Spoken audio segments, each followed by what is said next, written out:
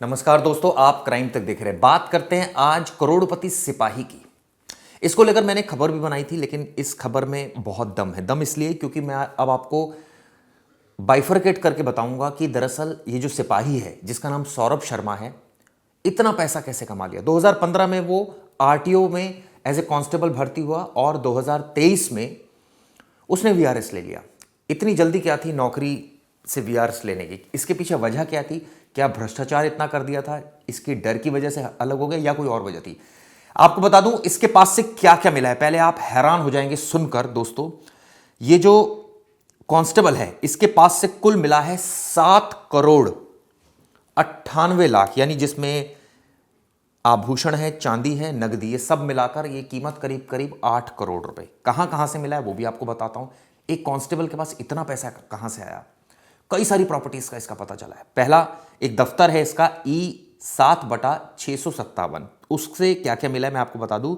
30 लाख रुपए का सामान मिला है, नगद मिला है 1 करोड़ 72 लाख रुपए घर से, चांदी मिली है 234 किलो, यानी कि 2 करोड़ 10 लाख रुपए की चांदी, कुल 4 करोड़ 12 लाख की।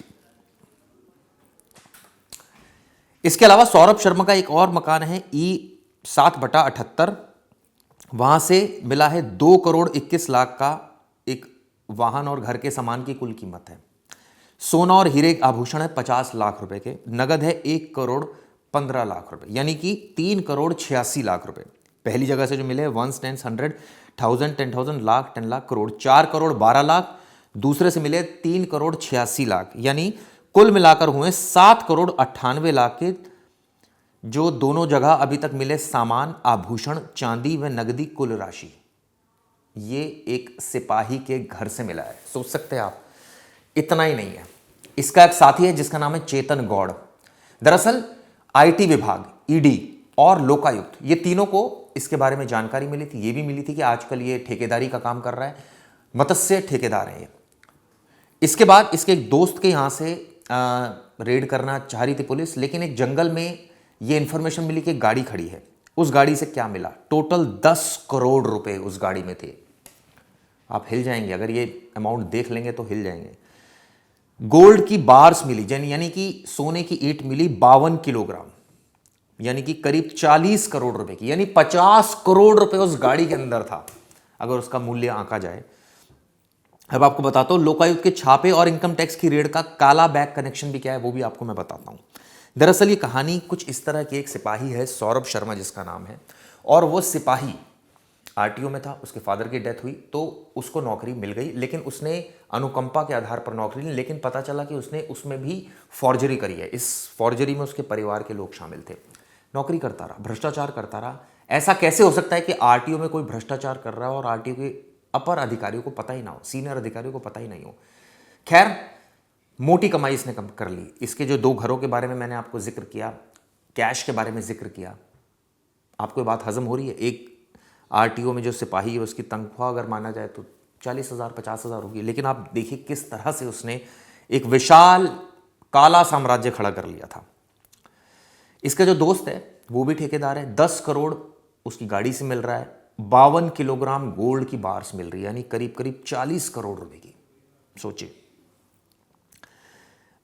अब मैं आपको बताता हूं सौरभ शर्मा के उस दफ्तर से में जहां से मिली है 234 किलो की चांदी, 1 करोड़ 72 लाख रुपए जो नगद मिला है, 4 करोड़ से ज्यादा की संपत्ति का पता चला है। यह घर जो है वो चेतन गौड़ का बताया जा रहा है। और जो इनोवा से इनकम टैक्स विभाग को 52 किलोग्राम सोना मिला है और करीब 10 करोड़ रुपए मिला है, वो चेतन गौड़ का घर का, और इन दोनों का कनेक्शन सामने आ रहा है। आपको बता दें कनेक्शन क्या क्यों सामने आ रहा है वो भी मैं आपको बता देता हूं। ये दोनों एक साथ ठेकेदारी करते हैं और इसको लेकर एजेंसियों को जो संदेह है वो ये है कि कार से जब्त सोना नकदी उसके दोस्त और पूर्व परिवहन कांस्टेबल का हो सकता है, ऐसा एजेंसीज का मानना है। आप सोचिए, काले रंग का बैग की एक फोटो है जिसमें लोकायुक्त ने सौरभ के दफ्तर से जो मिला है उसमें भी तमाम सामग्रियां मिली है। अरेरा कॉलोनी में सौरभ शर्मा वाले दफ्तर और जंगल में मिली कार का एक और लिंक मिला है। वो लिंक क्या है वो भी मैं आपको बता दूं। दरअसल 2 जगह रेड्स हुई थी। एक रेड हुई, एक जंगल से कार खड़ी मिली जिसमें 40 करोड़ का सोना था, 10 करोड़ कैश था, यानी 50 करोड़ का। और जो 2 जगहों पर रेड हुई जो सौरभ से रिलेटेड बताई जा रही है, वहाँ करीब 8 करोड़ रुपए का सारा सामान मिला है, जिसमें 234 किलो चांदी है। और अगर आपको सोने की मैं कीमत बता दूं, जो पूरा डाटा मेरे पास आ चुका है, सोना है करीब 50 लाख रुपए का, हीरे और सोने हैं 1, 10, 100, 1000, 10,000, लाख, 10 लाख। 50 लाख का है, एक घर से मिला है सोना, और एक घर से चांदी मिली है 234 किलोग्राम चांदी। आप सोचिए ये क्या साम्राज्य खड़ा कर रखा था, ये एक अफसर की क्या सैलरी के हिसाब से कमाया गया धन है। अब ईडी पीछे लग गई है, ईडी को लगता है कि इसमें हवाला का कुछ रैकेट है, इसके पीछे आईटी की टीम लगी है। अभी तक आरोपियों का पता नहीं है, उन्होंने बेल लगाई है कोर्ट में और कोर्ट से कहा है कि हमारा इनकाउंटर भी हो सकता है, हमें बचा लीजिए। सवाल ये उठता है, ये इतना बड़ा विशाल साम्राज्य कैसे खड़ा कर दिया, सोर्स ऑफ इनकम क्या है। ये पता चला है जो सौरभ शर्मा था ये पैसे लेता था और उसकी सोना खरीद लेता था तुरंत, ताकि हार्ड कैश इसको रखा ना जाए। ये इतना सारा कैश 10 करोड़ कैसे गाड़ी में पड़ा रहा, ये भी अपने आप में कई सवाल खड़े कर रहा है। तो आपने देखा किस तरह से 2 केसेस है और दोनों केसेस को अब पुलिस का ऐसा मानना है और लोकायुक्त का ऐसा मानना है, ईडी का मानना है कि ये इंटर रिलेटेड है। जांच एजेंसियां इन दोनों अलग अलग छापों का लिंक जोड़ने और सौरभ के साथ चेतन का लिंक खंगालने में जुटी है। लेकिन इसमें क्यों हम ये कह रहे हैं कि दोनों केस एक जैसे हैं, उसके पीछे भी कई सारे रीजंस हैं। वो रीजंस मैं आपको बता देता हूँ। ये परिवहन विभाग में बतौर कांस्टेबल नौकरी करता था और 6-7 साल की नौकरी करने के बाद इसने वीआरएस ले लिया था। सौरभ की मैं बात कर रहा हूँ। और वहीं इसकी दोस्ती हुई थी ठेकेदार से जिसका नाम चेतन गौड़ है। क्या अब इस मामले में ईमानदारी से जांच होगी? क्या आईटी विभाग ईमानदारी से इस मामले में रिकवरी करेगा? क्या आईटी विभाग ईमानदारी से इनके खिलाफ आगे कार्रवाई, कानूनी कार्रवाई करेगा? आपकी आय से ज़्यादा जो आपका सोर्स ऑफ इनकम है उसका पता करेगा।